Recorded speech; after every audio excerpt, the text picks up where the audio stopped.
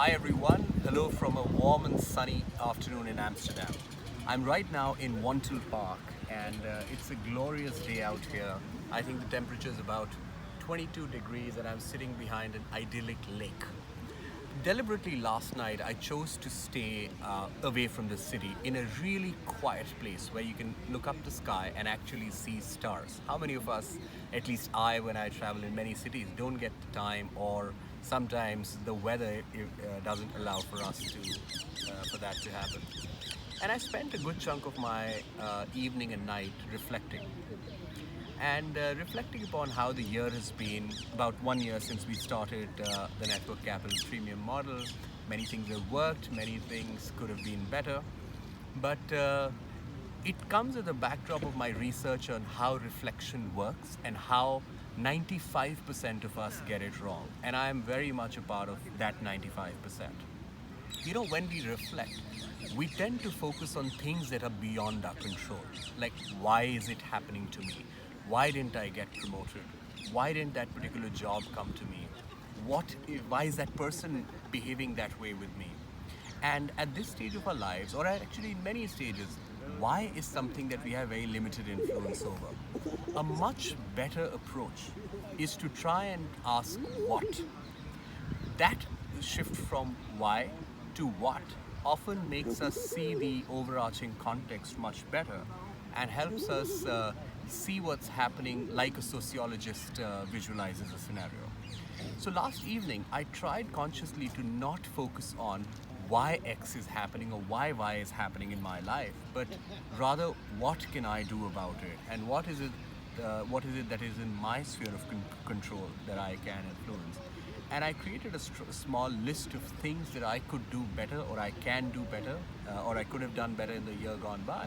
And I got through that shift from why to what. I found that the time that I spent reflecting was far more productive. It was far more, I felt far more in control.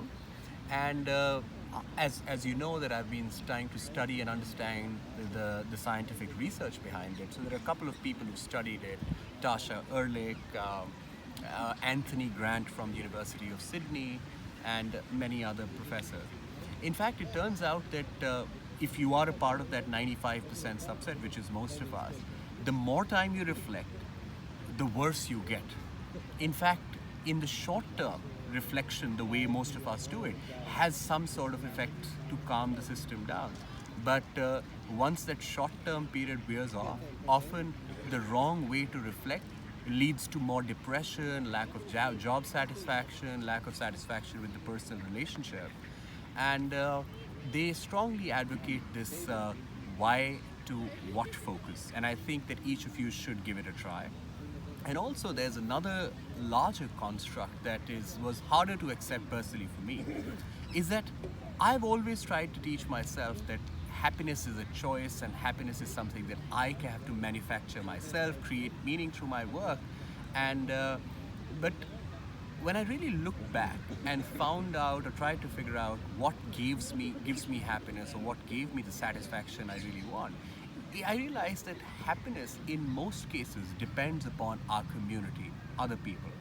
So one way to try and shift the locus of control of happiness, meaning beyond the why to what focus, is to really focus on adding value to the people who we care most about and the people we end up spending most of our time with. So consider doing this. Next time you're reflecting, please try and not ask yourselves why, focus on the what, and please consider the fact that your happiness is not entirely in your hand.